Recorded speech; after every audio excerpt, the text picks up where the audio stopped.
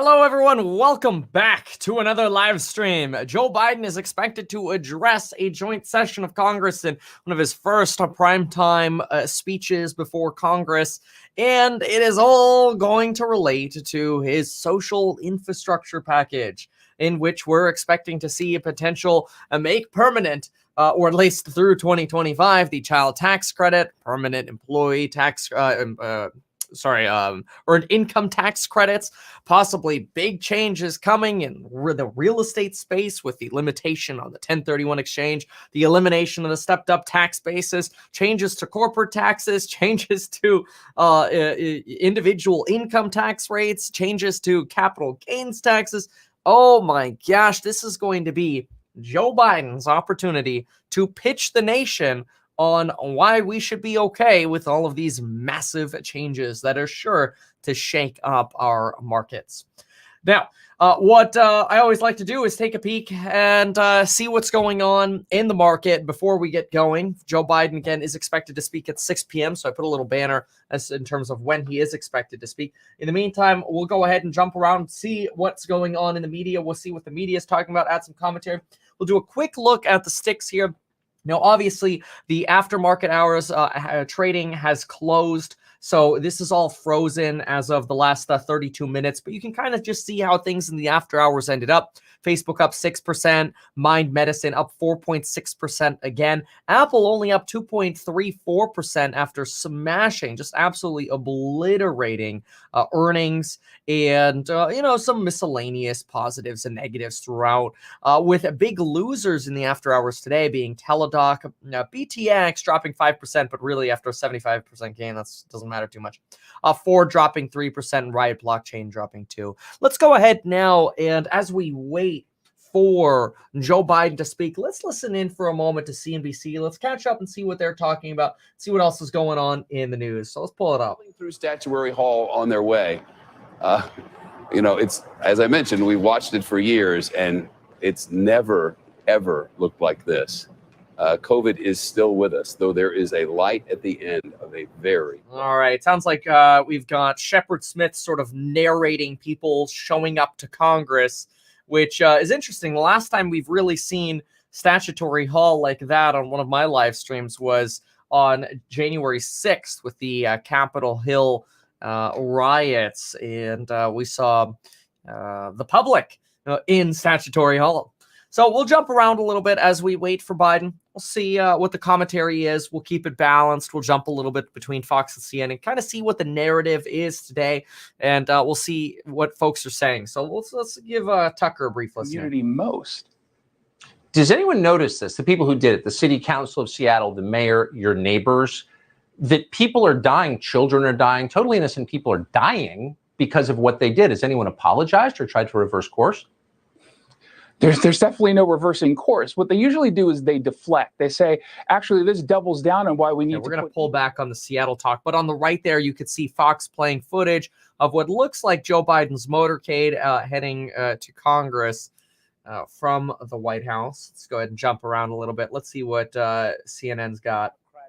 Holds a key vote in the 50-50 Senate. And I just spoke to him earlier this evening, a couple of times today, and he is raising some serious concerns about the direction that Joe Biden is taking and spending enormous amount of money to redo the social safety net. He told me earlier today that he's very uncomfortable with the large amount of money, the trillions that the president is going to propose tonight. And he also raised some new concerns in a conversation I had with him earlier. He said that the proposal to raise taxes on capital gains, he said it would be a, quote, heavy lift. He said his concern is that the economy is about to take off. He's concerned that we would put the brakes on them. He also is trying to put the brakes on efforts by Democrats to try to essentially cut out Republicans because of concerns that Republicans aren't going as far as they are, and to try to essentially prevent them from using a process that would allow Democrats to pass the Biden agenda on just Democratic votes alone. He's saying continue to work with the Republicans, exhaust all options before we go this other route. And that is a very important signal, because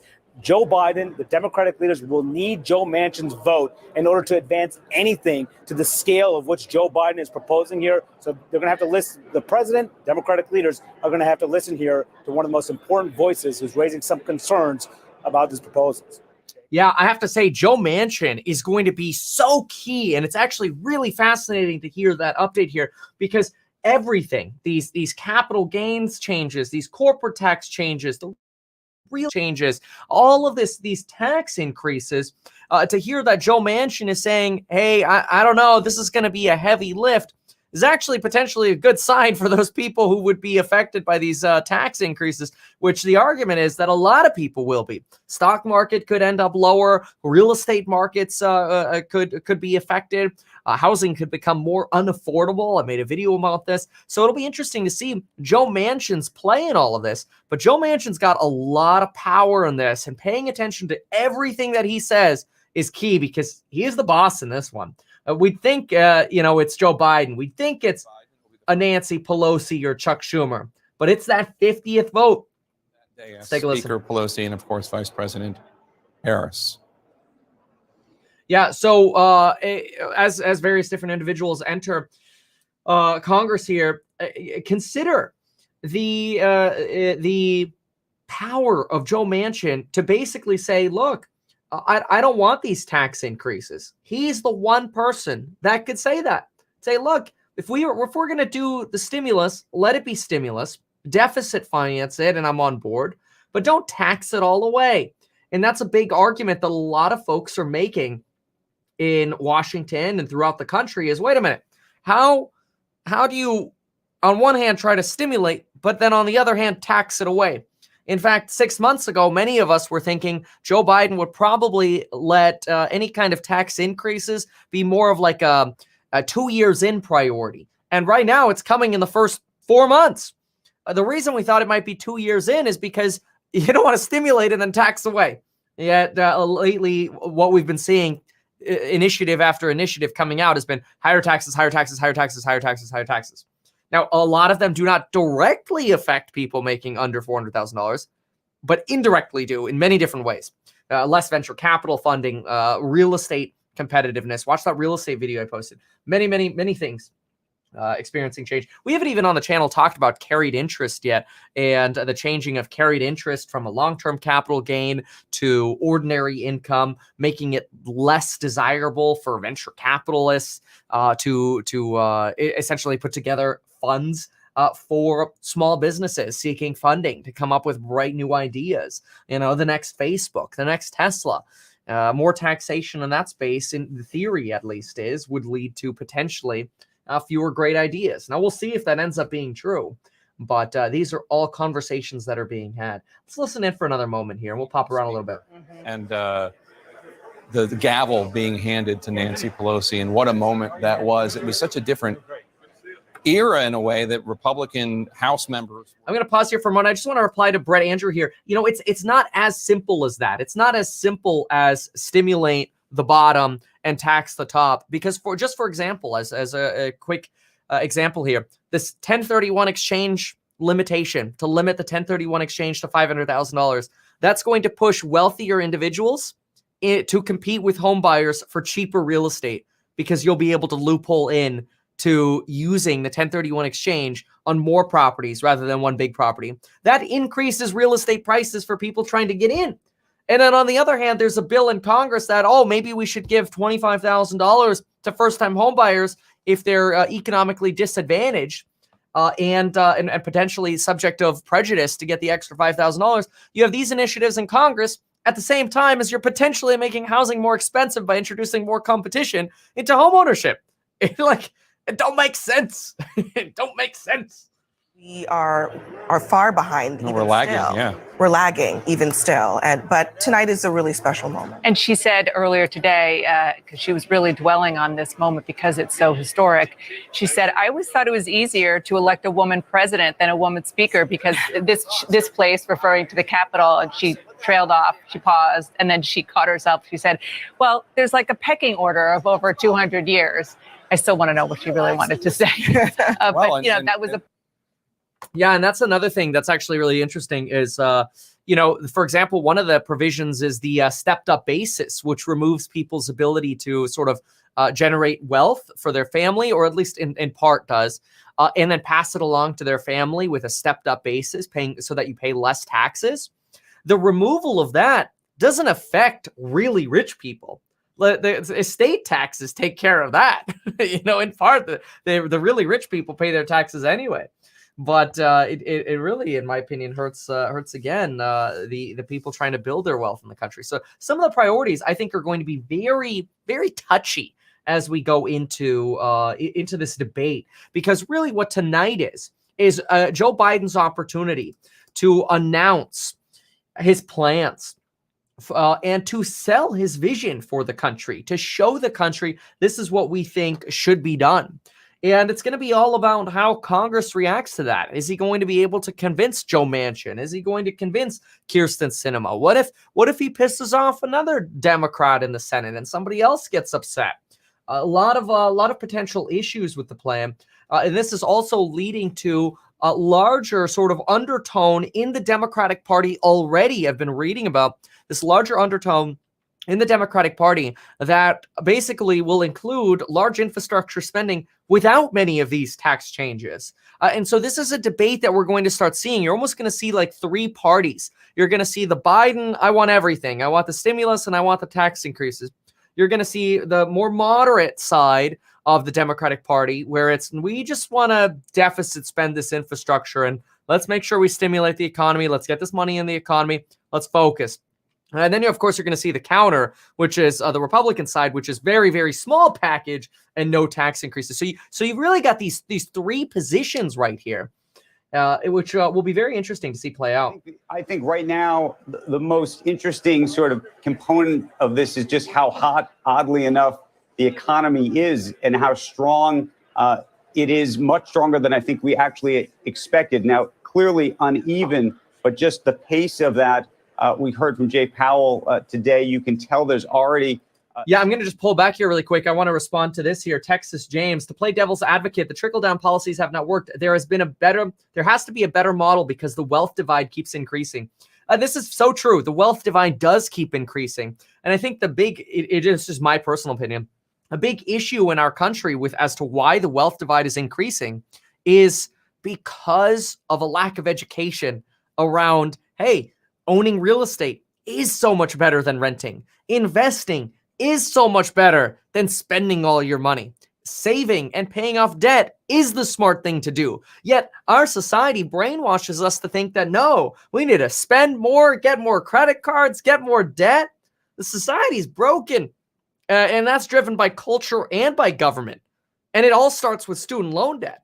So, I mean, there's so many starts to it, right? It's all a mess. It's all a mess, and that's what's so difficult. And it's hard to pinpoint exactly one thing that definitely caused it, and to say, well, take away the incentives to narrow the wealth gap. That could exacerbate this current idea of, for example, get rid of the stepped-up basis or the 1031 exchange, partially at least. Those are ideas that could partially make it harder for people to get into real estate investments. I'm all for people building their wealth and getting out of poverty. But I mean, even this $25,000 plan that's going through Congress of providing $20,000 in down payment assistance to people if they make 120% of the poverty rate, 120% of 120% of the median income rate, 120% of the median income rate of Los Angeles or Ohio or North Carolina, they're all around $30,000, which I know is the median is relatively low per person. 120% of that, probably 180% in California, is still too little to be able to afford a real home in many areas. Maybe some of those plans will work in areas of like North Carolina, where maybe homes are in certain parts of North Carolina under $175,000. But a lot of the ideas that come up in Congress, I just worry they're not based in reality when it comes to how real estate actually works. Obviously, real estate is something I'm very passionate about. So, I do have concerns. And so we'll see how Joe Biden paints the picture tonight. I will say that's a beautiful picture of Congress. But I'd also tell you that the interest rates at where they are today are not normal either. We are at remarkably low interest rates, which have had an effect, I think, undoubtedly on creating some of that inequality. So I think that there's a push-pull here. And I think somebody here is mentioning the median income is higher. So you have to look at per capita versus household. Big difference there. If you look at household, you're like 60 to 70K. If you look at per capita, which is per head, you're at like 28, 30K. Fix the infrastructure and help the poor and get kids and all the rest. But if the cost of borrowing goes up, the amount of debt goes up, and that has to be in the equation. Yeah. Always. And having covered the financial crisis of 2008, and I wrote this book, Too Big to Fail. The phrase "too big to fail" used to only be used in the context of banks. Today, we use it in the context of municipalities, states, cities, and countries. And so if you think that every financial crisis is the function of debt, and we've taken on a lot of it, bipartisan over a very long time. To order. Pelosi's calling it to order. Here's an argument from Lori here that it's a bargaining point. Not wrong. Not wrong at all. A lot of these things could just be negotiation points. Give me the $1.8 trillion. Give me the $4 trillion. And we won't raise the taxes. South Carolina, Mr. Clyburn. The gentlewoman from Massachusetts, Ms. Clark. The gentleman from New York, Mr. Jeffries. The gentleman from California, Mr. All right, it sounds like we got roll going on. So let's go ahead and pop around here. This was CNBC. Let's give Fox a little bit of an air moment here. And let's see what Tucker's got to say. Meanwhile, Democrats in the Congress are working to make D.C. the 51st state, a new flag. Biden hasn't spoken against that. Will he tonight? We're guessing he won't. But Jonathan Turley joins us tonight to assess the likelihood. He is a professor at George Washington University. Not Law likely. School. Professor, thanks so much for coming on. You've said before that you think packing the Supreme Court, and most Americans, according to all polling, agree with you, is a really radical, destructive move. Do you think Joe Biden will say something about it tonight? Doubt it. It's all going to be infrastructure. Well, that would be a refreshing change. Many of us have been waiting for the old Joe Biden to show up. I had great expectations for Biden as president. Many of us interacted with him when he was in the Senate. If they're just going to slam, I'm going to pull off of this. We'll jump on over for a second. I want to read a couple comments here. If everyone's income is going up, does it matter if the wealth gap is getting bigger? It's a problem because even over the last 10 years, a lot of people have been getting a lot wealthier over time, but you actually have not been seeing the lower, people making under $40,000 a year. You haven't actually been seeing their wealth go up. If anything, their real income has potentially, in some cases over the last 10 years, been going down just in the last 10 years because they haven't been able to participate as much.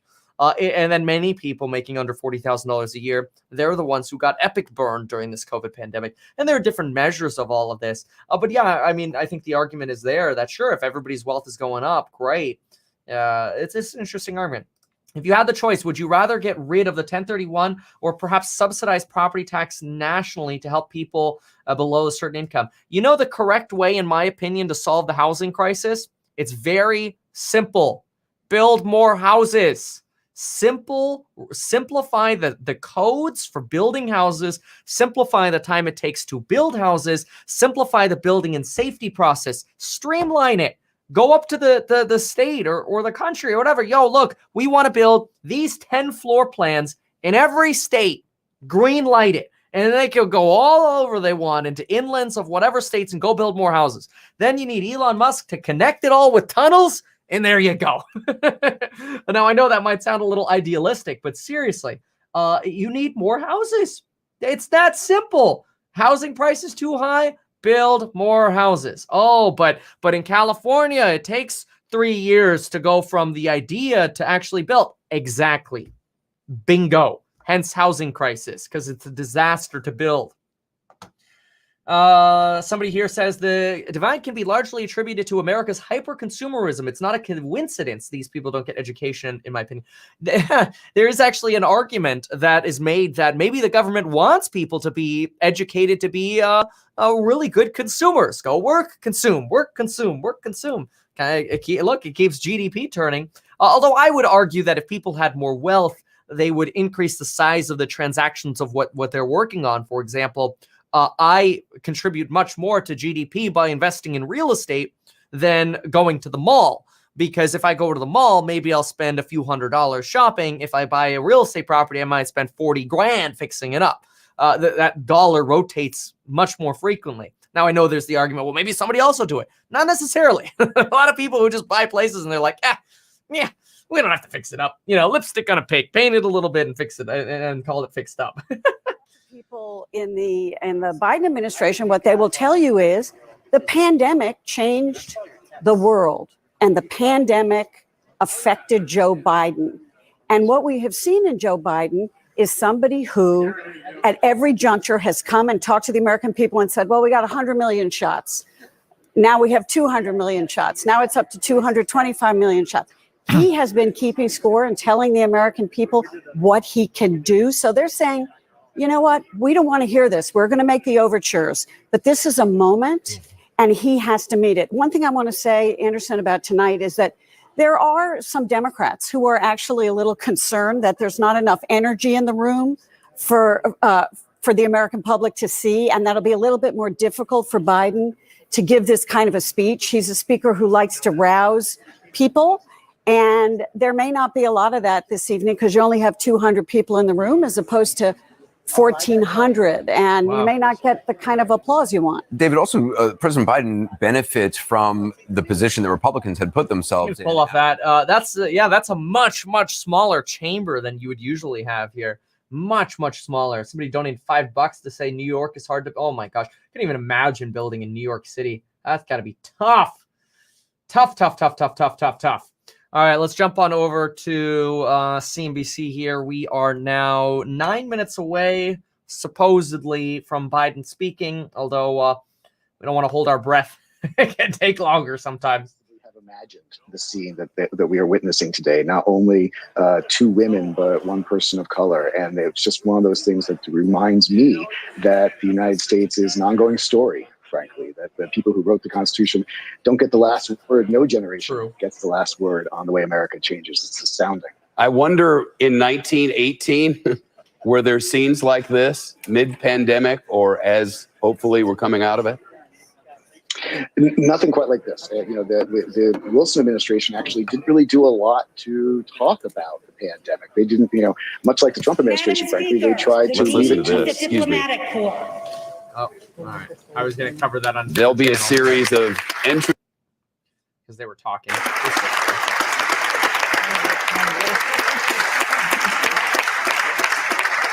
It is kind of weird. Usually these areas are just overflowing with people, and they've really cut down the audience here for COVID substantially. I mean, 200 people versus the usual 1,400.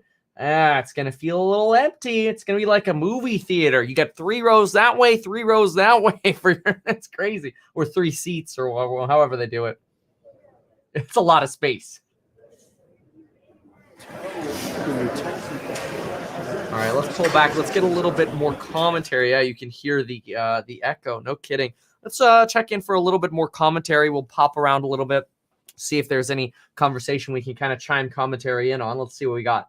Can turn real news into fake news. Like, for instance, our story about Hunter Biden's laptop last year.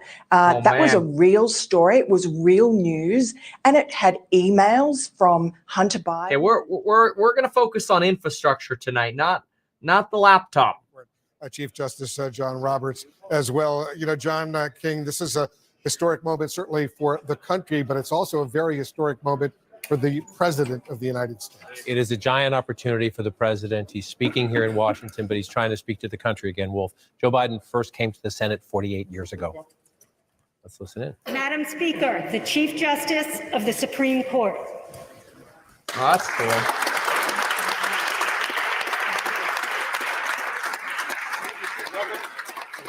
And normally most, if not all of the 9 justices would be there, but because of the COVID pandemic, just the Chief Justice will be there tonight.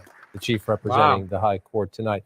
To the point, Joe Biden was elected to the Senate 48 years ago. He first ran for president 34 years ago. People think of him as an we'll pull back here and just mention, there's so much, oh my gosh, there's so much commentary on this 4th stimulus check. It's not going well. Let's put it that way. The expectation was that if there would potentially be a 4th stimulus check, it would show up in the this social infrastructure package. Tonight's the night you would hear about it. We didn't hear about it at all today in the media, at all. It's not even a topic of discussion right now.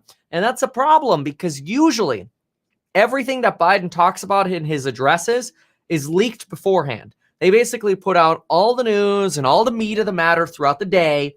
And then he kind of just does the all right, let's rally everyone in America. We need fairness. We got to tax, not tax work. We should tax wealth, or however the phrase is.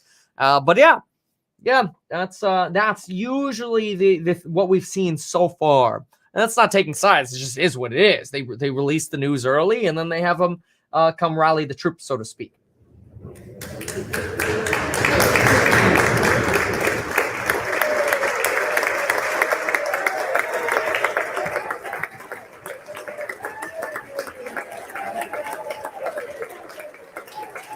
So technically, we're 4 minutes away. My guess is it'll be at least 5 minutes behind, especially since we're still doing introductions.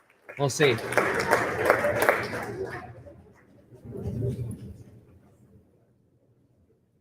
Oh, quiet. Is this where we say get 39% off with the coupon code link down below?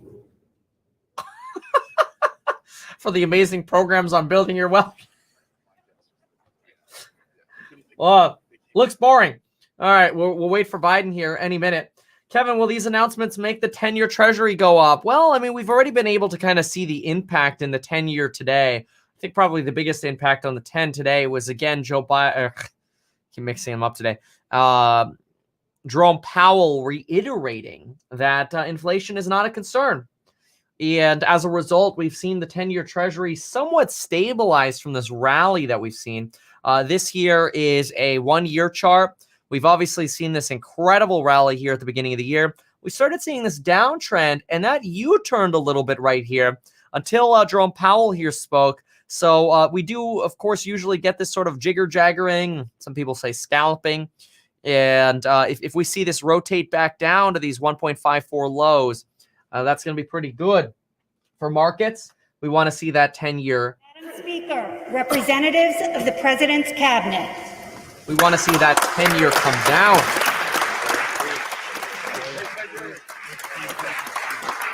Gosh, it's so empty. It's weird. Very weird. This is usually packed.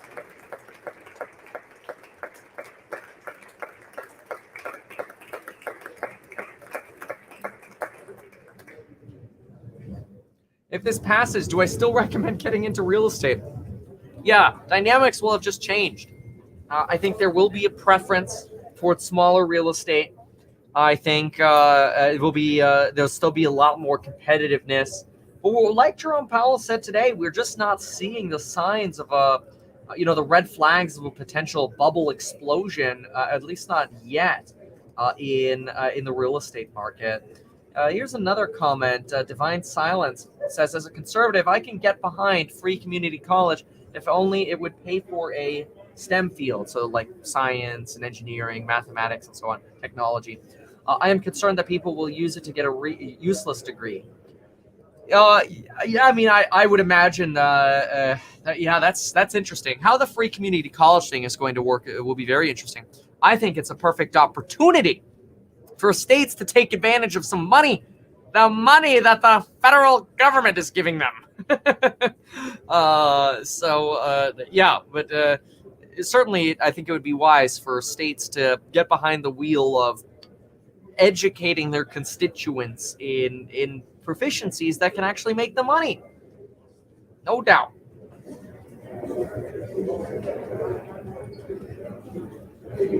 All right. Let's see if we can get some more commentary. Let's pull it around. Let's while we wait for Biden. Pelosi talked about the insatiable appetite for more. They think this is a smart policy play to improve the lives of Americans and a smart political play to show you put Democrats in charge in this election and we are going to produce for you. And you're going to see a lot of money spent, over $6 trillion in this total package since the beginning of 2021. Let's take a moment here to listen to the action down on the floor as we pause at the top of the hour. President Biden just moments away. Thank you, Anna. Buy Kevin's real estate course. We're about to get a lot of new videos with all the changes. True. Here in Washington, a lot warmer than the usual February date where we have these speeches, as now we are just moments away from President Biden and tonight's address to a joint session of Congress.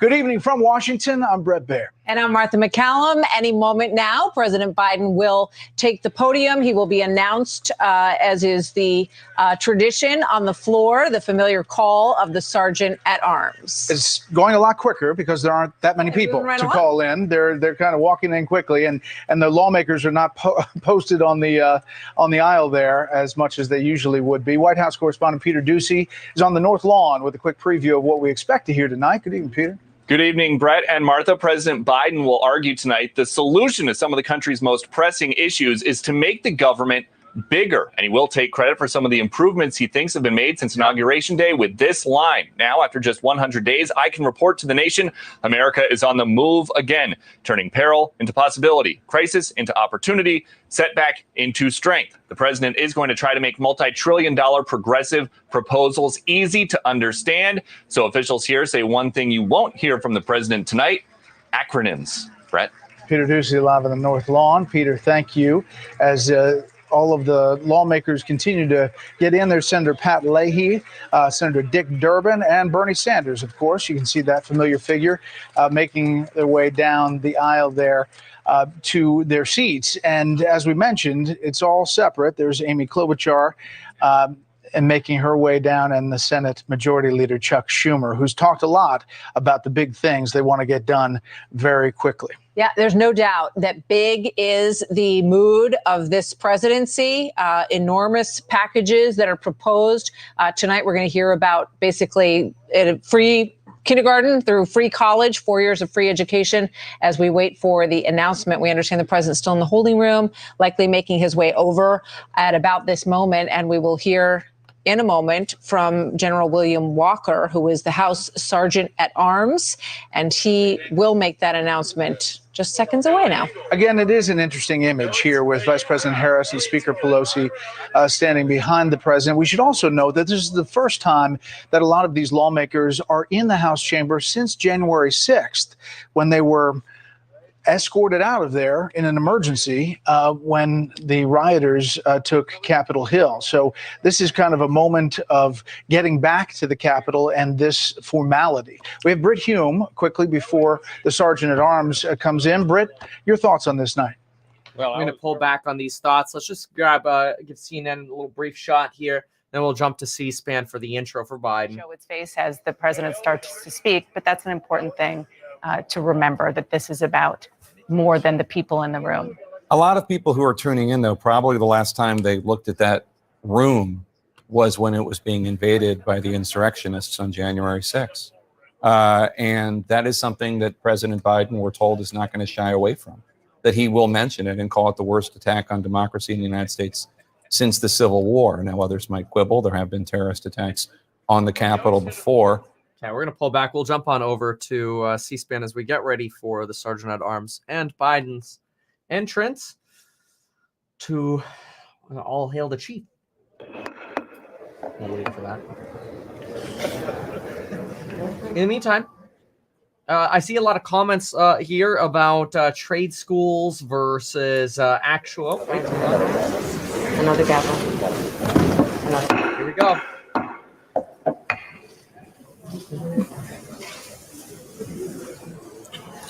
Madam Speaker, the President of the United States.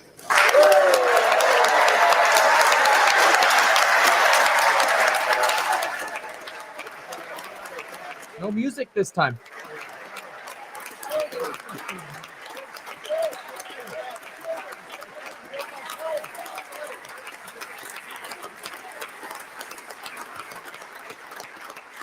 Yeah, in the meantime, I was reading some of the commentary as Biden walks in here about folks talking about the difference maybe between trade schools and technical schools versus actually getting real experience. So I think, I personally, and I've made a video about this before, I personally think what the problem is high school's broken. Why is it that at 18, you got no skills? You forgot what you learned in geometry in 10th grade. You forgot your algebra from 9th grade. You forgot your algebra 2 from 11th grade. You forgot your history. Oh, wait, that doesn't help you anyway get a job. It's, folks, high school's broken. High school's broken.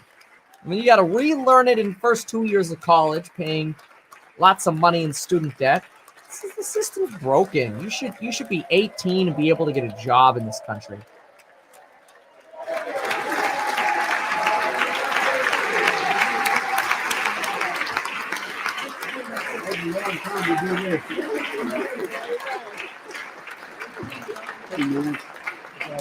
Thanks for having me.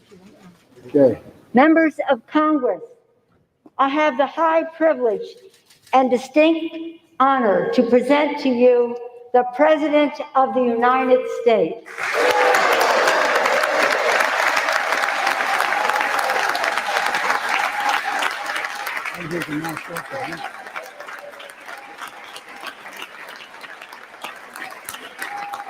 Thank you. Thank you, thank you, thank you. Good to be back.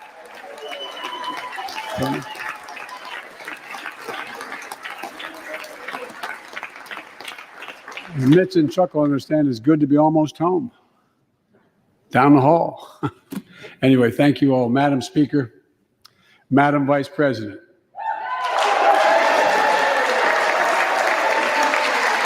No president has ever said those words from this podium. No president has ever said those words.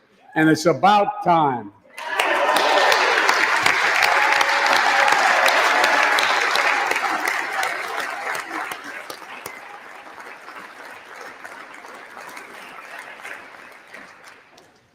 First Lady, I'm her husband. Second Gentleman, Chief Justice, members of the United States Congress and the Cabinet, distinguished guests, my fellow Americans.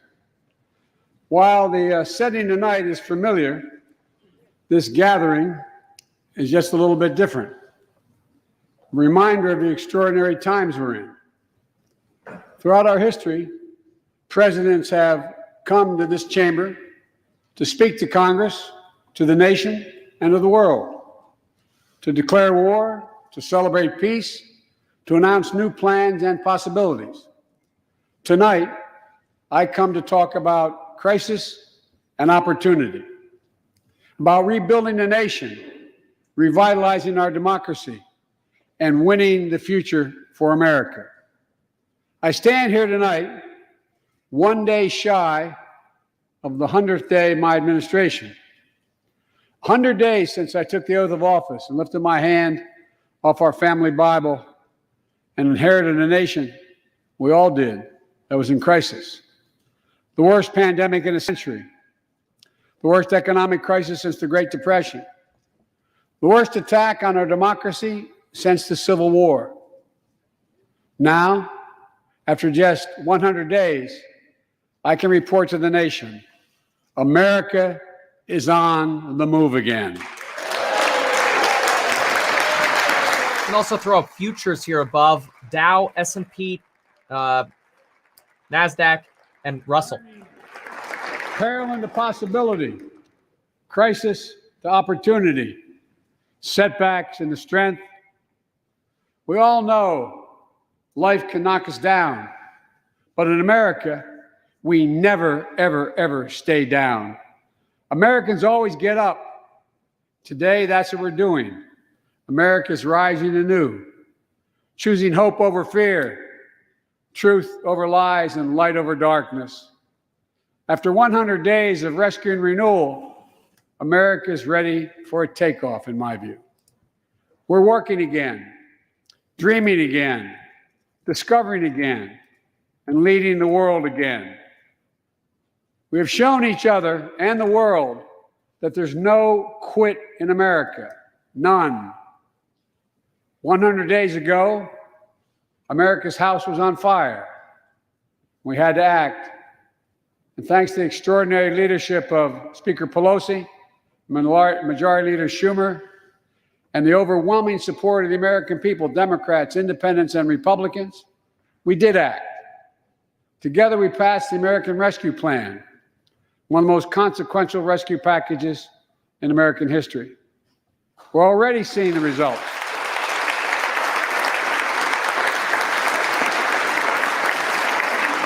We're already seeing the results. Republicans staying seated. We get 100 million COVID-19 vaccine shots into people's arms in 100 days. We will have provided over 220 million COVID shots in those 100 days. Thanks to all the help of all of you.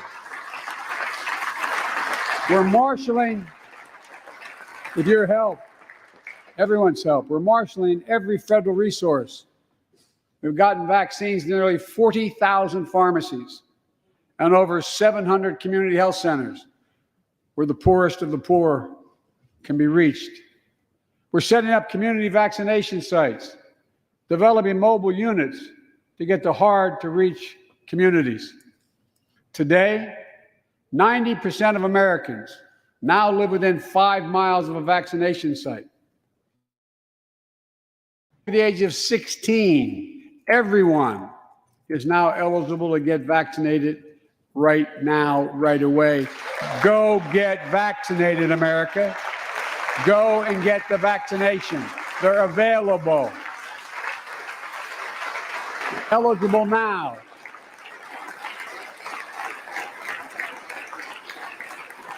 When I was sworn in on January 20th, less than 1% of the seniors in America are fully vaccinated against COVID-19. 100 days later, 70% of seniors in America over 65 are protected, fully protected. Senior deaths from COVID-19 are down 80% since January, down 80% because of all of you. And more than half of all the adults in America have gotten at least one shot. Mass vaccination center in Glendale, Arizona, I asked the nurse, I said, "What's it like?" She looked at me and she said, "It's like every shot is giving a dose of hope," is her phrase, a dose of hope. A dose of hope for an educator in Florida who has a child suffering from an autoimmune disease. Wrote to me, said she was worried about bringing the virus home. She said she then got vaccinated at a large site in her car. She said she sat in her car when she got vaccinated and just cried out of joy and cried out of relief. Parents, seeing the smiles on their kids' faces for those who are able to go back to school because the teachers and school bus drivers and cafeteria workers have been vaccinated. Grandparents, hugging their children and grandchildren instead of pressing hands against a window. Say goodbye. Means everything. Those things mean everything. You know, there's still, you all know it. You know it better than any group of Americans. There's still more work to do to beat this virus. We can't let our guard down. But tonight, I can say, because of you, the American people, our progress these past 100 days against one of the worst pandemics in history has been one of the greatest logistical achievements this country's ever seen. What else have we done in those first 100 days? We kept our commitment, Democrats and Republicans, of sending $1,400 rescue checks to 85% of American households. We've already sent more than 160 million checks out the door. It's making a difference. You all know it when you go home. For many people, it's making all the difference in the world. The single mom in Texas who wrote me, she said she couldn't work, but she said the relief check put food on the table and saved her and her son from eviction from their apartment. A grandmother in Virginia who told me she immediately took her granddaughter to the eye doctor, something she said she put off for months because she didn't have the money. One of the defining images, at least from my perspective in this crisis, has been cars lined up for miles. And not Not people just barely able to start those cars, nice cars, lined up for miles, waiting for a box of food to be put in their trunk. I don't know about you, but I didn't ever think I'd see that in America. And all of this is through no fault of their own. No fault of their own, these people are in this position. That's why the rescue plan is delivering food and nutrition assistance to millions of Americans facing hunger. Really humanizing the stimulus package here. We're also providing rental assistance. You all know this, but the American people, I want to make sure they understand. Keeping people from being evicted from their homes. Providing loans to small businesses that reopen and keep their employees on the job. During these 100 days, an additional 800,000 Americans enrolled in the Affordable Care Act when I established a special sign-up period to do that. 800,000 in that period. We're making one of the largest one-time ever investments, ever, in improving health care for veterans. Critical investments to address the opioid crisis. And maybe most importantly, thanks to the American Rescue Plan, we're on track to cut child poverty in America in half this year.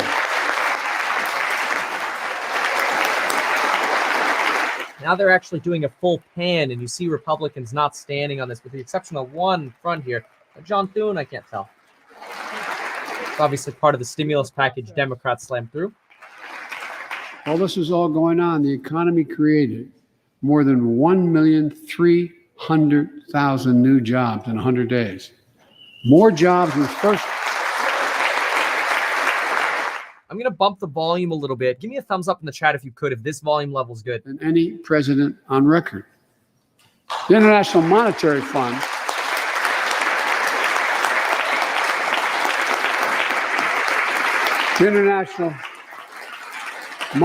Fund is now estimating our economy will grow at a rate of more than 6% this year. That will be the fastest pace of economic growth in this country in nearly 4 decades. America's moving forward, but we can't stop now. We're in competition with China and other countries to win the 21st century. We're at a great inflection point in history. We have to do more than just build back better. We have to build back better. We have to compete more strenuously than we have. Throughout our history, if you think about it, public investment in infrastructure has literally transformed America, our attitudes as well as our opportunities. Transcontinental Railroad, the interstate highways, united 2 oceans and brought a totally new age of progress to the United States of America. Universal public schools and college aid opened wide the doors of opportunity. Scientific breakthroughs took us to the moon. Now we're on Mars. Discovering vaccines gave us the internet, and so much more. These are investments we made together as one country, and investments that only the government was in a position to make. Time and again, they propel us into the future. That's why I proposed the American Jobs Plan, a once-in-a-generation investment in America itself. This is the largest jobs plan since World War II. Creates jobs to upgrade our transportation infrastructure. Jobs modernizing our roads, bridges, highways. Jobs building ports and airports, rail corridors, transit lines. It's clean water.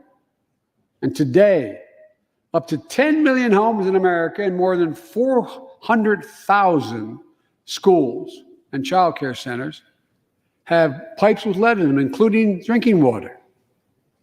A clear and present danger to our children's health. American Jobs Plan creates jobs replacing 100% of the nation's lead pipes and service lines, so every American can drink clean water.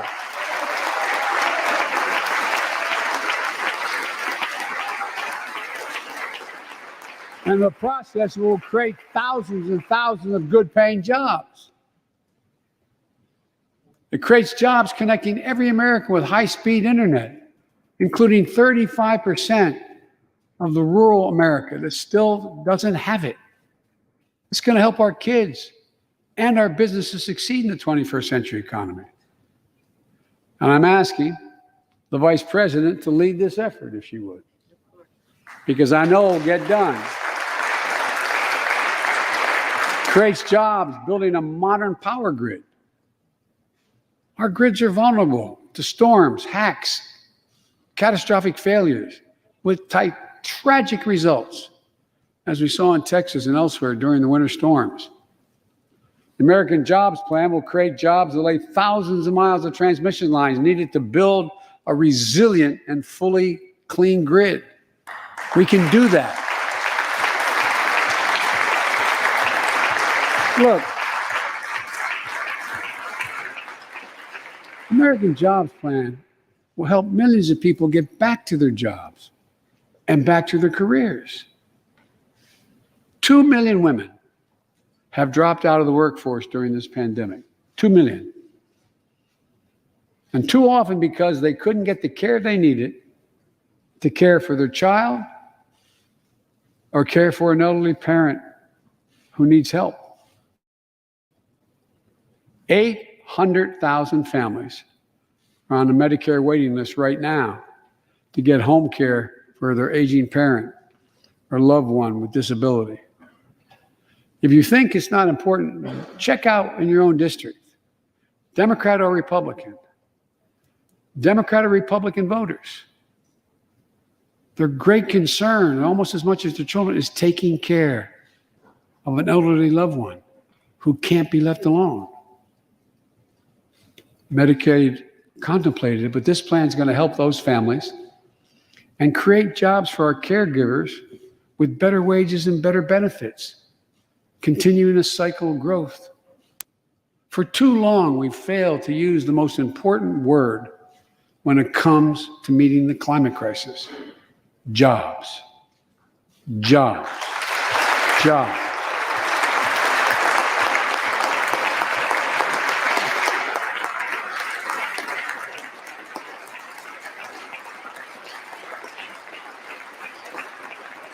For me, when I think climate change, I think jobs. American Jobs Plan will put engineers and construction workers to work building more energy efficient buildings and homes. Electrical workers, IBEW members installing 500,000 charging stations along our highways so we can own the electric car market. Farmers planting cover crops so they can reduce the carbon dioxide in the air and get paid for doing it. Look, think about it. There is simply no reason why the blades for wind turbines can't be built in Pittsburgh instead of Beijing. No reason. None. No reason. So, folks, there's no reason why American workers can't lead the world in the production of electric vehicles and batteries. I mean, there is no reason. We have the capacity. We're the brightest, best trained people in the world. The American Jobs Plan is going to create millions of good paying jobs, jobs Americans can raise a family on. As my dad would then say, with a little breathing room. And all the investments in the American Job Plan will be guided by one principle: buy American. Buy American. And I might note parenthetically, that does not violate any trade agreement. It's been the law since the 30s. Buy American. American tax dollars are going to be used to buy American products made in America to create American jobs. That's the way it's supposed to be, and it will be in this administration.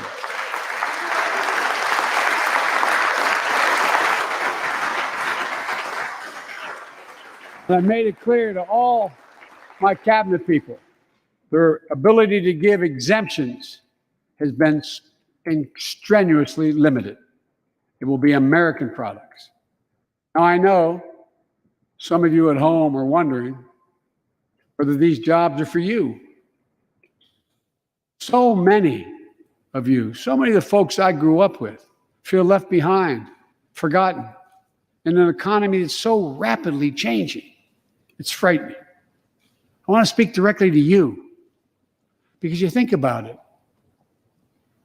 That's what people are most worried about. Can I fit in?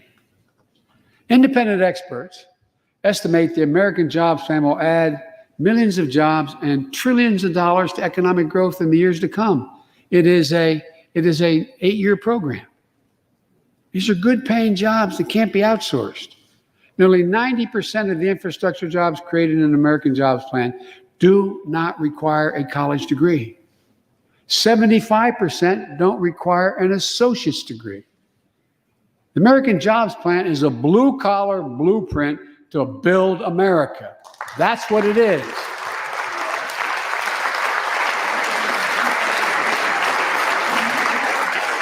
And it recognizes something I've always said in this chamber and the other. Good guys and women on Wall Street, but Wall Street didn't build this country. The middle class built the country, and unions built the middle class. So that's why I'm calling on Congress to pass Protect the Right to Organize Act, the PRO Act, and send it to my desk so we can support the right to unionize. And by the way, while you're thinking about sending things to my desk, let's raise the minimum wage to $15.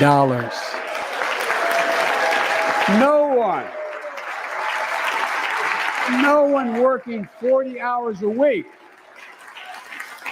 No one working 40 hours a week should live below the poverty line.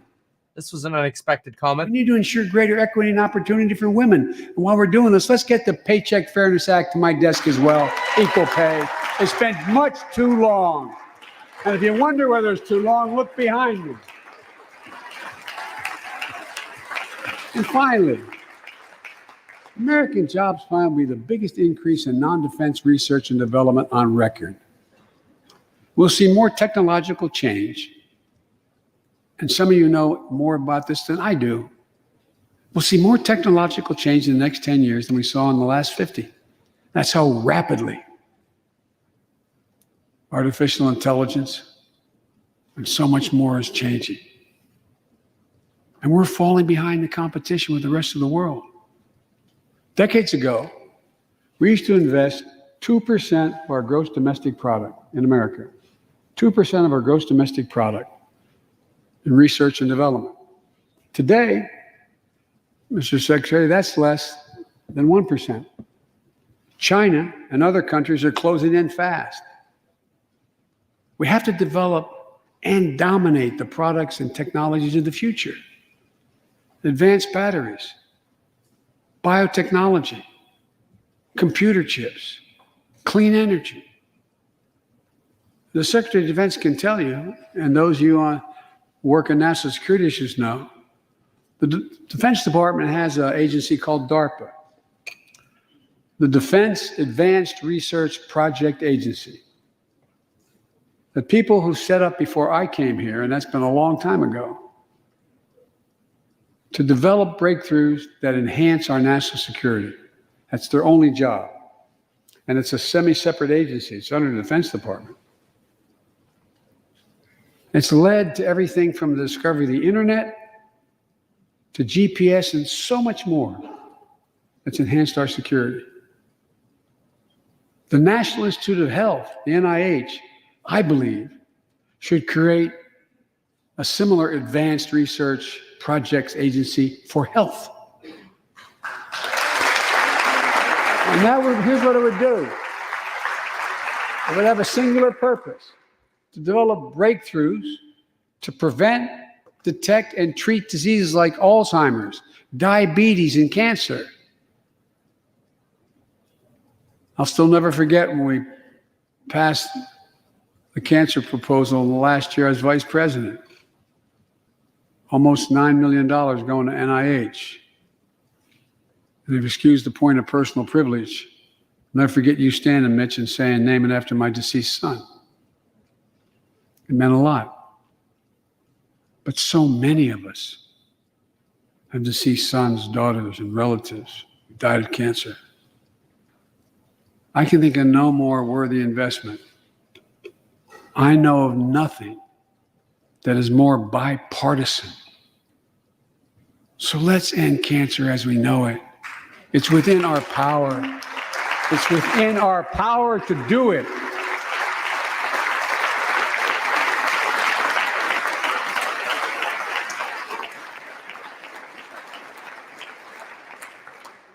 Investments in jobs and infrastructure like the ones we're talking about have often had bipartisan support in the past. Vice President Harris and I met regularly in the Oval Office with Democrats and Republicans and discussed the jobs plan. And I applaud a group of Republican senators who just put forward their own proposal. So let's get to work.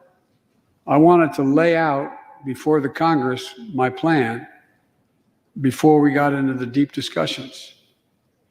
I'd like to meet with those who have ideas that are different, they think are better. I welcome those ideas. But the rest of the world is not waiting for us. I just want to be clear. From my perspective, doing nothing is not an option.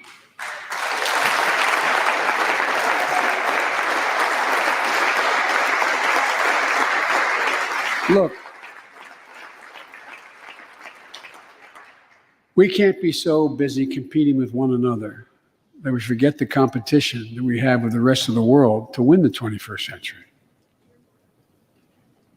Secretary Blinken can tell you, I spent a lot of time with President Xi. Traveled over 17,000 miles with him. Spent, they tell me, over 24 hours in private discussions with him. When he called to congratulate him, we had a 2-hour discussion. He's deadly earnest about becoming the most significant, consequential nation in the world. He and others, autocrats, think that democracy can't compete in the 21st century with autocracies because it takes too long to get consensus. To win that competition for the future, in my view, we also need to make a once-in-a-generation investment in our families and our children. That's why I've introduced the American Families Plan tonight, which addresses 4 of the biggest challenges facing American families and in turn America. First is access to good education. When this nation made 12 years of public education universal in the last century, it made us the best educated, best prepared nation in the world. It's, I believe, the overwhelming reason that propelled us to where we got in the 20th century. But the world's caught up or catching up. They're not waiting. I would say parenthetically, if we were sitting down, we set a bipartisan committee together and said, okay, we're going to decide what we do in terms of government providing for free education. I wonder whether we'd think, as we did in the 20th century, that 12 years is enough in the 21st century. I doubt it. 12 years is no longer enough today to compete with the rest of the world in the 21st century. That's why my American Families Plan guarantees 4 additional years of public education for every person in America, starting as early as we can. The great universities in this country have conducted studies of the last 10 years.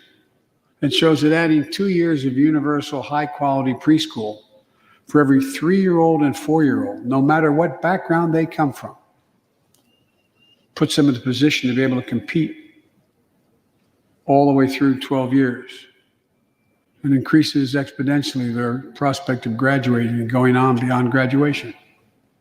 Research shows when a young child goes to school, not daycare, they're far more likely to graduate from high school and go to college or something after high school.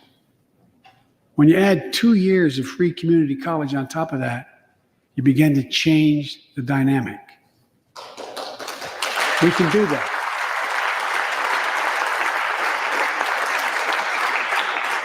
And we'll increase Pell Grants and invest in historical black colleges and universities, tribal colleges, minority-serving institutions.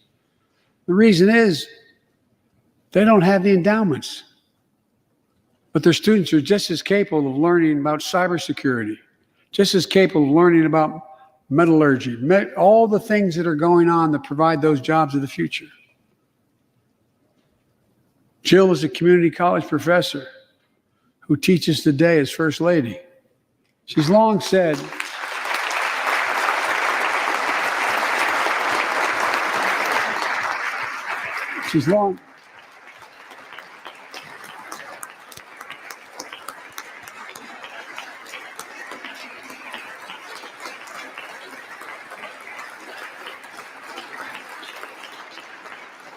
if I've heard it once, I've heard it 1,000 times.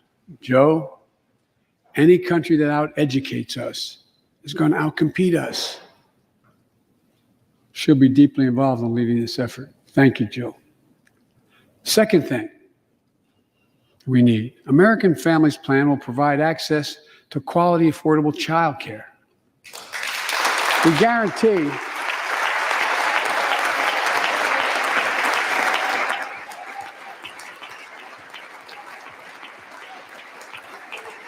when I'm proposing the legislation, we guarantee that low and middle income families will pay no more than 7% of their income for high quality care for children up to the age of 5. The most hard pressed working families won't have to spend a dime. Third, the American Families Plan will finally provide up to 12 weeks of paid leave and medical leave, family medical leave. We're one of the few industrial countries in the world. No one should have to choose between a job and a paycheck or taking care of themselves and their loved ones or parent or spouse or child. And fourth, the American Family Plan puts directly into the pockets of millions of Americans. In March, we expanded tax credit for every child in a family, up to $3,000 per child if they're under 6 years of age. Over 6 years of age. And $3,600 for children over 6 years of age. With 2 parents, 2 kids, that's $7,200 in the pockets that are going to help take care of your family. I think he said that backwards, but anyway. Will help more than 65 million children and help cut child care poverty in half. And we can afford it. We did that in the last piece of legislation we passed. Let's extend that child care tax credit at least through the end of 2025.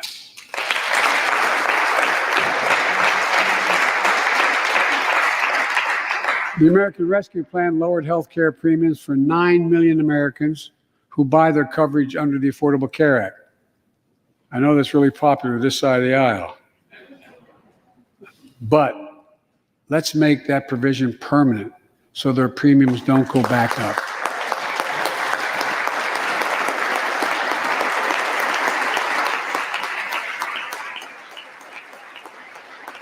In addition to my family's plan, I'm going to work with Congress to address this year other critical priorities for American families.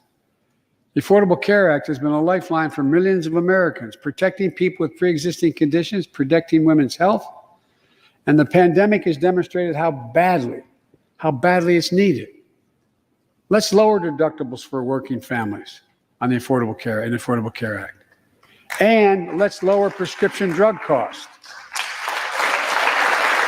We know how to do this.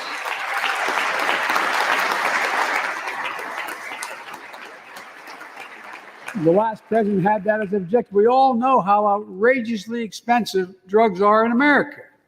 In fact, we pay the highest prescription drug prices of anywhere in the world, right here in America. Nearly 3 times for the same drug, nearly 3 times what other countries pay. We have to change that, and we can. Let's do what we talked about for all the years I was down here in this body, in Congress. Let's give Medicare the power to save hundreds of billions of dollars by negotiating lower drug prescription prices.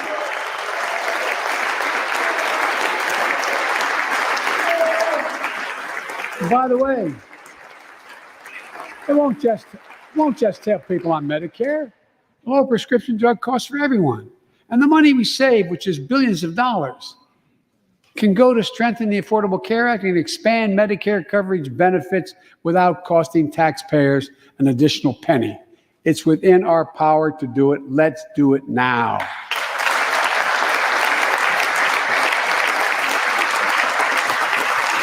We've talked about it long enough. Democrats and Republicans, let's get it done this year.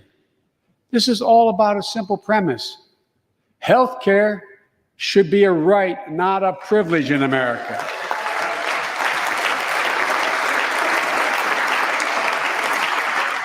So, how do we pay for my jobs and family plan? I made it clear we can do it without increasing the deficits. Let's start with what I will not do. I will not impose any tax increase on people making less than $400,000. But it's time for corporate America and the wealthiest 1% of Americans to just begin to pay their fair share. Just their fair share.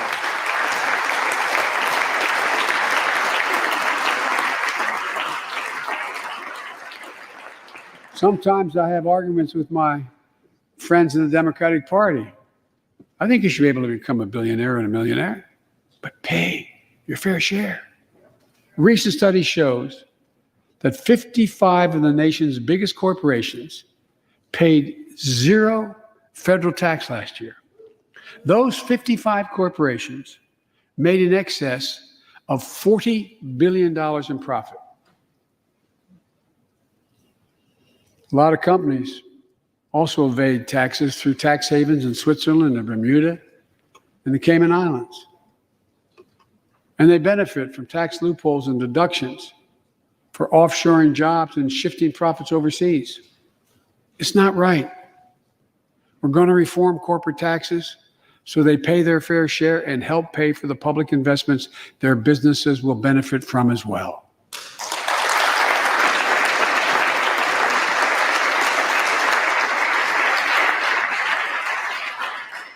We're going to reward work, not just wealth. We take the top tax bracket for the wealthiest 1% of Americans, those making over $400,000 or more, back up to where it was when George W. Bush was president, when he started, 39.6%. That's where it was when George W. was president. We're going to get rid of the loopholes, allow Americans to make more than $1 million a year and pay a lower tax rate on their capital gains than Americans who receive a paycheck. We're only going to affect 0.3% of all Americans by that action, 0.3%. And the IRS is going to crack down on millionaires and billionaires who cheat on their taxes. It's estimated to be billions of dollars by think tanks that are left, right, and center. I'm not looking to punish anybody. But I will not add a tax burden, additional tax burden to the middle class in this country. They're already paying enough. I believe what I propose is fair, fiscally responsible, and it raises revenue to pay for the plans I propose and will create millions of jobs that will grow the economy and enhance our financial standing in the country. When you hear someone say, they don't want to raise taxes on the wealthiest 1% or corporate America, ask them, whose taxes you want to raise? Instead, who's they going to cut? Look, the big tax cut of 2017. Remember, it was supposed to pay for itself. That was how it was sold. And generate vast economic growth. Instead, it added $2 trillion to the deficit. It was a huge windfall for corporate America and those at the very top. Instead of using the tax saving to raise wages and invest in research and development, it poured billions of dollars into the pockets of CEOs. In fact, the pay gap between CEOs and their workers is now among the largest in history. According to one study, CEOs make 320 times what the average worker in their corporation makes. Used to be in the below 100. The pandemic has only made things worse. 20 million Americans lost their job in the pandemic, working and middle-class Americans. At the same time, roughly 650 billionaires in America saw their net worth increase by more than $1 trillion in the same exact period. Let me say it again. 650 people increased their wealth by more than $1 trillion during this pandemic. And they're now worth more than $4 trillion. My fellow Americans, trickle down economics has never worked. And it's time to grow the economy from the bottom and the middle out.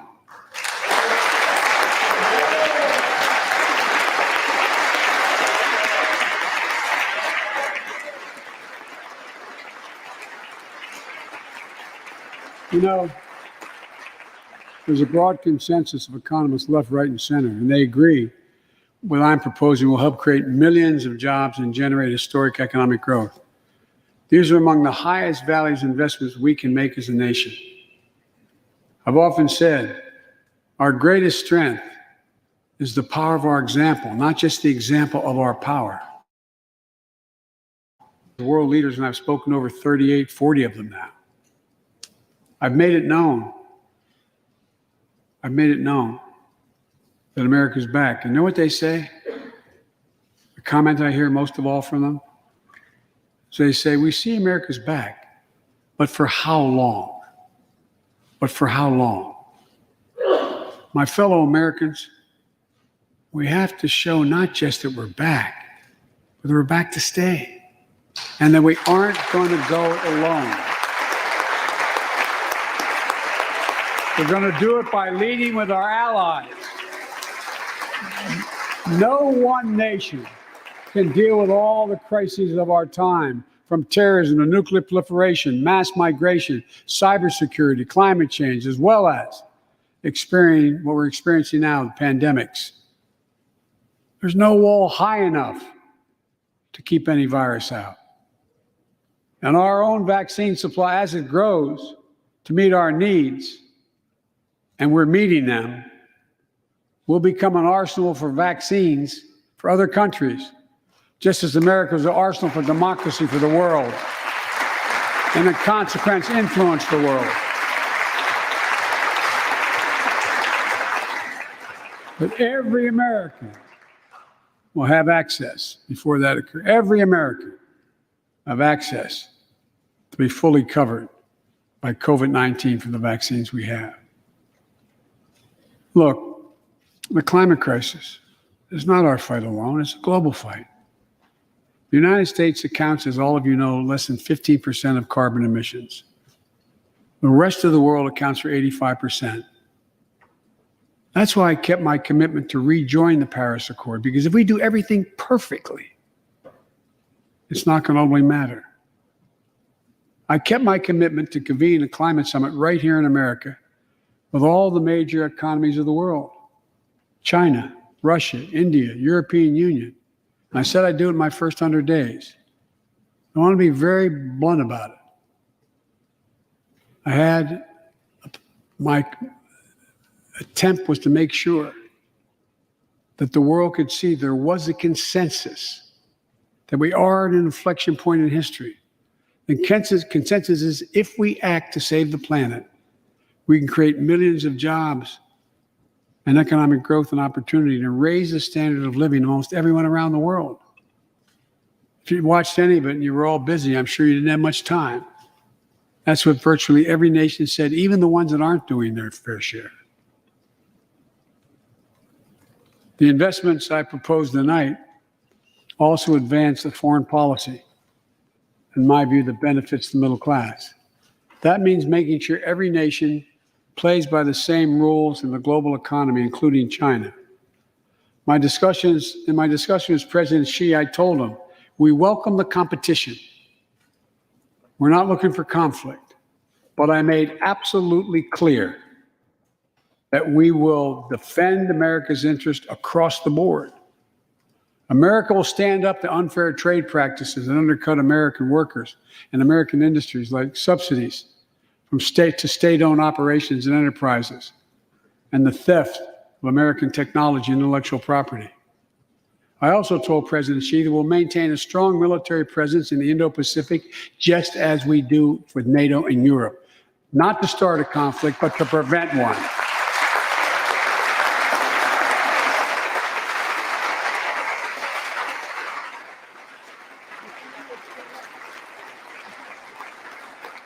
I told them what I've said to many world leaders, that America will not back away from our commitments, our commitment to human rights and fundamental freedoms, and to our alliances.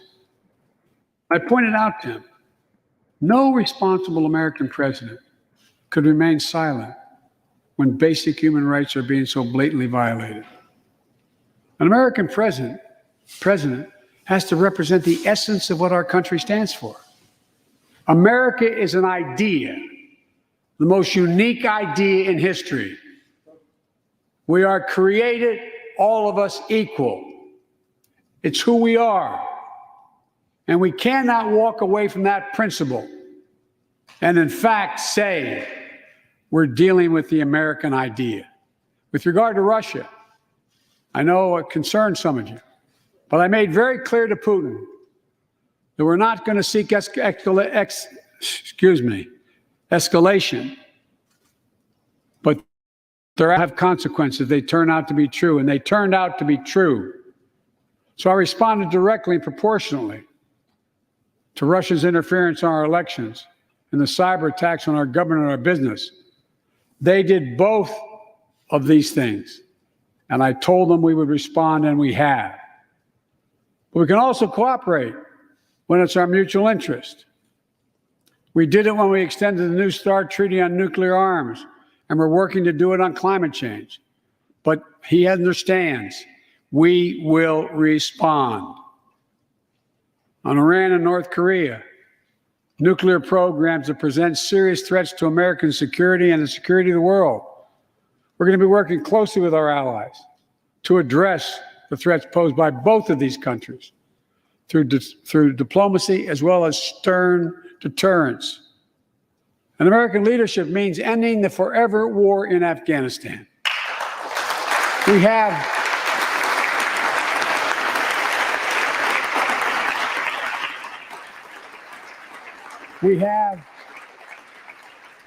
without hyperbole, the greatest fighting force in the history of the world. I'm the first president in 40 years who knows what it means to have a son serving in a war zone. Today, we have service members serving in the same war zone as their parents did.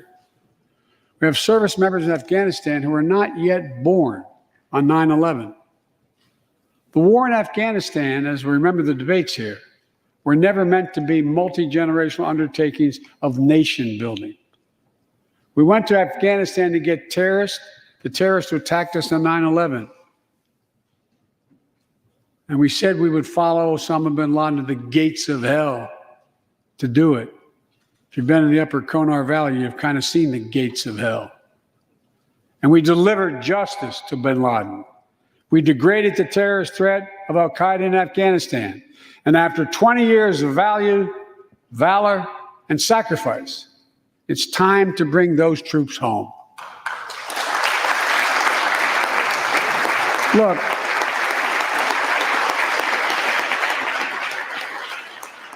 even as we do, we'll maintain over-the-horizon capacity to suppress future threats to the homeland. And make no mistake, in 20 years, terrorism has metastasized. The threat has evolved way beyond Afghanistan. Those of you in the intelligence committees, the foreign relations committee, defense committees, you know well, we have to remain vigilant against the threats to the United States wherever they come from. Al-Qaeda and ISIS are in Yemen, Syria, Somalia, other places in Africa, in the Middle East, and beyond. And we won't ignore what our intelligence agencies have determined to be the most lethal terrorist threat to the homeland today. White supremacy is terrorism. We're not going to ignore that either. My fellow Americans, look, we have to come together to heal the soul of this nation. It was nearly a year ago before her father's funeral when I spoke with Gianna Floyd, George Floyd's young daughter. She's a little tyke, so I was kneeling down to talk to her so I could look her in the eye. She looked at me, she said, "My daddy changed the world." Well, after the conviction of George Floyd's murderer, we can see how right she was if we have the courage to act as a Congress. We've all seen the knee of injustice on the neck of Black Americans. Now's our opportunity to make some real progress. The vast majority of men and women wearing a uniform and a badge serve our communities, and they serve them honorably. I know them. I know they want.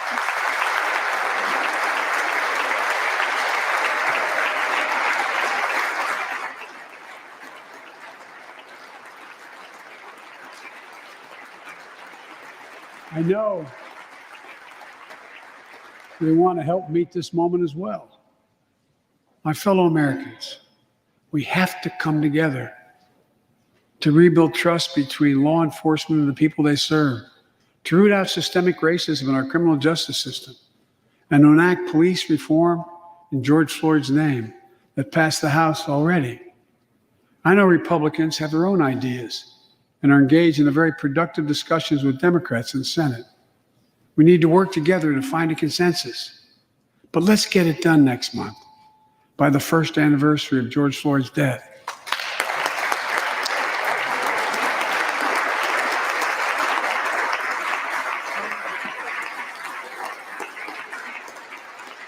The country supports this reform, and Congress should act.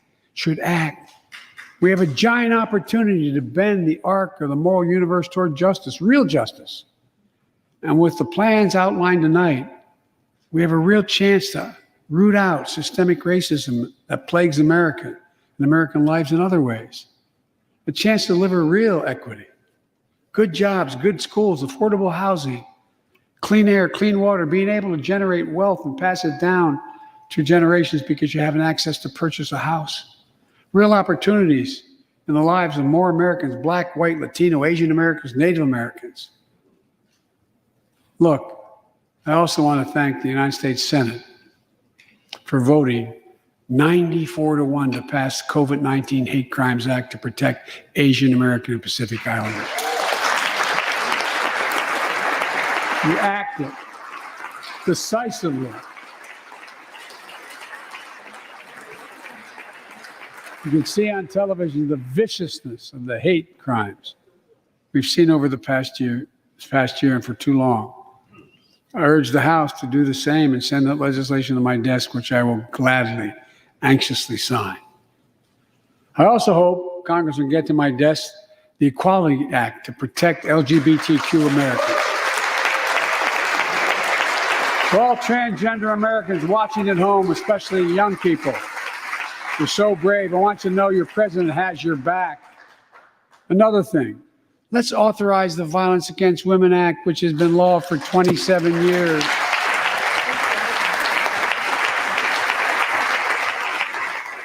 "27 years ago, I wrote it. It'll close the act that has to be authorized now, will close the boyfriend loophole to keep guns out of the hands of abusers. The court order said this is an abuser. You can't own a gun. It's to close that loophole that existed. You know, it's estimated that 50 women are shot and killed by an intimate partner every month in America. 50 a month. Let's pass it and save some lives.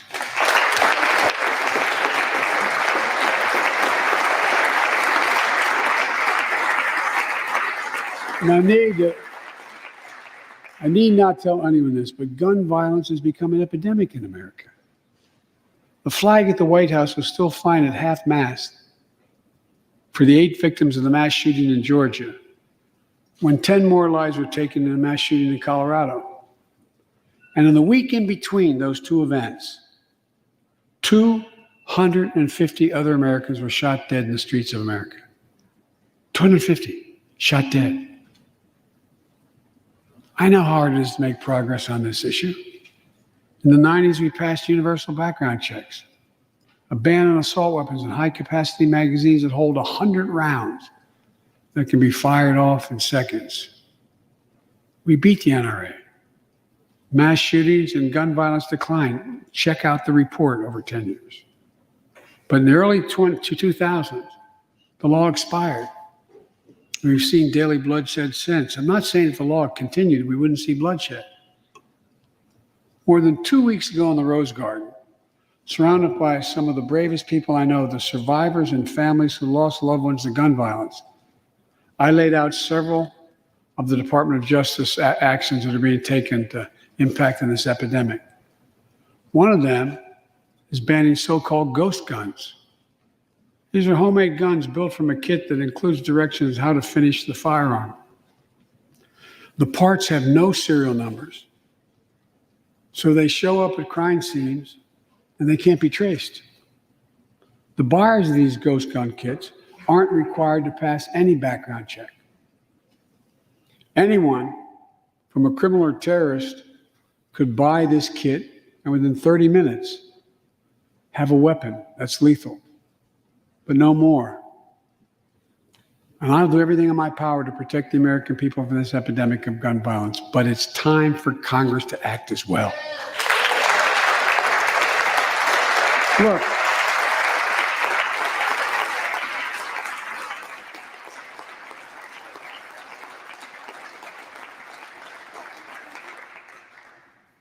I don't want to become confrontational, but we need more Senate Republicans to join the overwhelming majority of Democratic colleagues and close the loopholes required in background check purchases of guns. We need a ban on assault weapons and high-capacity magazines. And don't tell me it can't be done. We did it before and it worked. Talk to most responsible gun owners and hunters.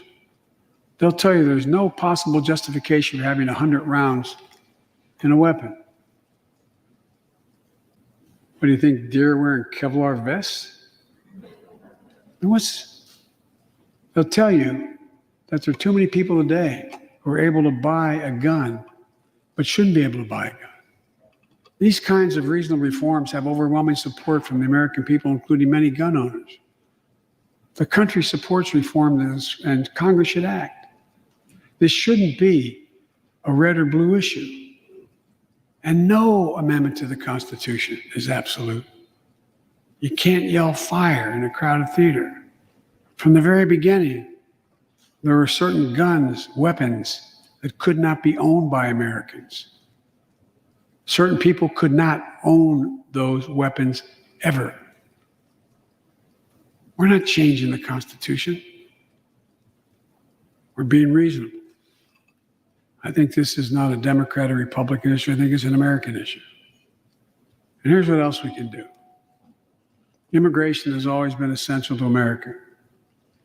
Let's end our exhausting war over immigration. For more than 30 years, politicians have talked about immigration reform, and we've done nothing about it. It's time to fix it. On day one of my presidency, I kept my commitment and sent a comprehensive immigration bill to the United States Congress. If you believe we need to secure the border, pass it because it has a lot of money for high-tech border security. If you believe in a pathway to citizenship, pass it. It's over 11 million undocumented folks, the vast majority of here overstaying visas. Pass it. We can actually, if you actually want to solve a problem, I've sent a bill to take a close look at it. We also have to get at the root problem of why people are fleeing, particularly to our southern border from Guatemala, Honduras, and El Salvador. The violence, the corruption, the gangs, the political instability, hunger, hurricanes, earthquakes, natural disasters. When I was president, when I was vice president, the president asked me to focus on providing help needed to address the root causes of migration. And it helped keep people in their own countries instead of being forced to leave. The plan was working. but the last administration decided it was not worth it. I'm restoring the program and ask Vice President Harris to lead our diplomatic effort to take care of this. I have absolute confidence she'll get the job done. Now look, if you don't like my plan, let's at least pass what we all agree on. Congress needs to pass legislation this year to finally secure protection for dreamers. The young people have only known America as their home. And permanent protection for immigrants who are here on temporary protective status who came from countries beset by man-made and natural-made violence and disaster, as well as the pathway to citizenship for farm workers who put food on our tables. Look, immigrants have done so much for America during this pandemic and throughout our history. The country supports immigration reform. We should act. Let's argue over it. Let's debate it, but let's act. And if we truly want to restore the soul of America, we need to protect the sacred right to vote. Most people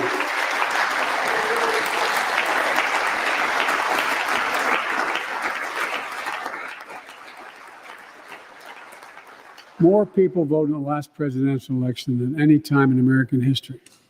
In the middle of the worst pandemic ever. It should be celebrated.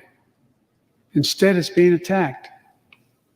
Congress should pass H.R. 1 and the John Lewis Voting Rights Act and send it to my desk right away. The country supports it, and Congress should act now. Look, in conclusion, as we gather here tonight, the image of a violent mob assaulting this Capitol, desecrating our democracy, remain vivid in all our minds. Lives were put at risk, many of your lives. Lives were lost. Extraordinary courage was summoned. The insurrection was an existential crisis, a test of whether our democracy could survive, and it did. But the struggle is far from over. The question of whether and urgent, as old as our republic, still vital today. Can our democracy deliver on its promise that all of us, created equal in the image of God, had a chance to lead lives of dignity, respect, and possibility? Can our democracy deliver to the most pressing needs of our people? Can our democracy overcome the lies, anger, hate, and fears that have pulled us apart? America's adversaries, the autocrats of the world, are betting we can't. And I promise you, they're betting we can't. They believe we're too full of anger and division and rage. They look at the images of the mob that assaulted the Capitol as proof that the sun is setting on American democracy. But they're wrong. You know it, I know it. But we have to prove them wrong. We have to prove democracy still works, that our government still works, and we can deliver for our people. In our first 100 days together, we've acted to restore people's faith in democracy to deliver. We're vaccinating the nation. We're creating hundreds of thousands of new jobs. We're delivering real results to people. They can see it, feel it in their own lives. Opening doors of opportunity, guaranteeing some more fairness and justice. That's the essence of America. That's democracy in action. Our Constitution opens with the words, as trite as it sounds, we the people. Well, it's time to remember that we the people are the government. You and I. Not some force in a distant capital. Not some powerful force that we have no control over. It's us. It's we the people. In another era, when our democracy was tested, Franklin Roosevelt reminded us, in America, we do our part. We all do our part. That's all I'm asking. That we do our part, all of us. And if we do that, we will meet the center challenge of the age by proving that democracy is durable and strong. Autocrats will not win the future. We will. America will. And the future belongs to America. As I stand here tonight before you in a new and vital hour of life and democracy of our nation, and I can say with absolute confidence, I have never been more confident or optimistic about America. Not because I'm president, because what's happening with the American people. We've stared into the abyss of insurrection and autocracy, pandemic and pain, and we, the people, did not flinch. At the very moment our adversaries were certain we'd pull apart and fail, we came together, we united. With light and hope, we summoned a new strength, new resolve to position us to win the competition of the 21st century. On our way to a union more perfect, more prosperous, and more just, as one people, one nation, and one America.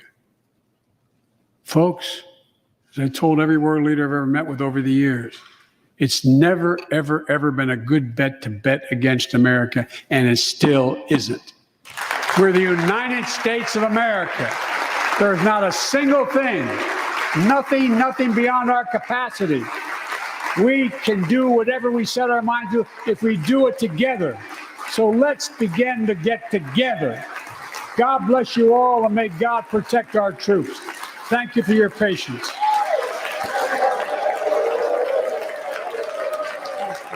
All right, let's do a little summary.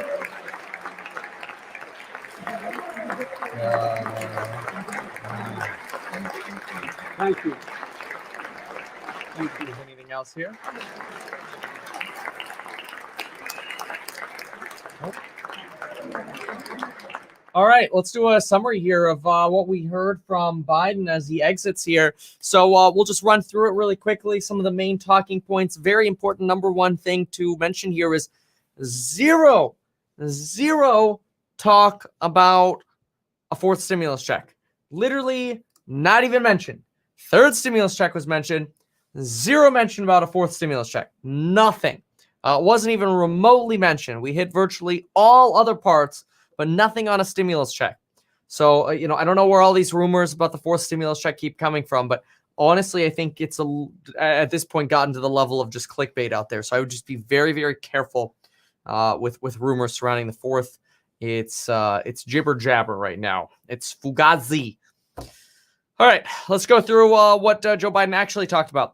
He talked about his goal of 100 million COVID shots and having administered 220 million. He encouraged us to get vaccinated. He said there's more work to do, said that food assistance and rental assistance in the last packages were very important. Keep in mind, rental assistance is running into a lot of issues with counties like Los Angeles County or the city of Los Angeles requiring that landlords take a haircut in the amount of rent that they're owed, which is not the intention of Congress, but that's being imposed by localities. You're even having those issues in parts of Florida like Broward County. Talked about or cheered the path to cutting child poverty in half via the child tax credit and making that child tax credit permanent through 2025, which would provide $3,600 for a child under 6 years old per year and $3,000 for a child between 6 and 17, subject to the income limitations that were very similar to the stimulus check limitations. Otherwise, you'd be back to the $2,000 child tax credit up to the higher limits. But more on that in different videos. You could Google Meet Kevin or type into YouTube Meet Kevin child tax credit, and you'll get a full detailed breakdown of how that works. Biden talks about how the IMF sees us growing at 6% per year, the fastest growth in 4 decades, and says that we need to invest in America more to keep this growth going. Of course, nobody expects that growth to sustain forever, but to keep that growth going, which of course a lot of people argue, how could you keep that growth going while at the same time taxing it away? Joe Biden talks about replacing 100% of all lead service pipes and hiring or getting the jobs to lay thousands of miles of transmission lines to have a stronger electrical grid. Says that we're in a very rapidly changing economy and supports the right to unionize. Recommends passing the PRO Act, which bans replacing workers who go on strike. This is kind of where, okay, you're all going on strike, replaced. The PRO Act bans that. He, and this came out of nowhere a little bit, encouraged raising the minimum wage to $15, encouraged the Paycheck Fairness Act to get passed, which provides equal pay for women. talks about more technological change coming, and that we've had a lot of bipartisan support on things like cybersecurity and other measures in the past, but that we need that bipartisan support to come back. However, doing nothing is not an option. So in other words, Biden will do something rather than a nothing. And so if that means not getting bipartisan support, oh well. Talked about the American Families Plan, about being first in education, being very important, and that public schools made us the best educated in the world, but 12 years is no longer enough, that we need an additional 2 years of free community college on top of that.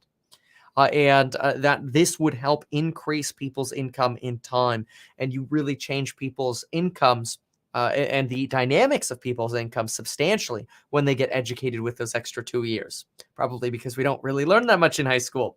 Anyway, he says we'll invest in Pell Grants, minority serving institutions, and specifically, the country is going to invest in historically black colleges and other minority serving institutions because they just don't have the endowments, but they have other equally capable individuals who deserve the help. A lot of Biden's speech focused on fairness and deservingness or to sort of justify a lot of the changes coming in these packages. He talked about quality, affordable childcare, that that people under certain income thresholds should pay no more than 7% of their income for high quality childcare for children up to the age of 5, and that the most hard pressed would pay 0.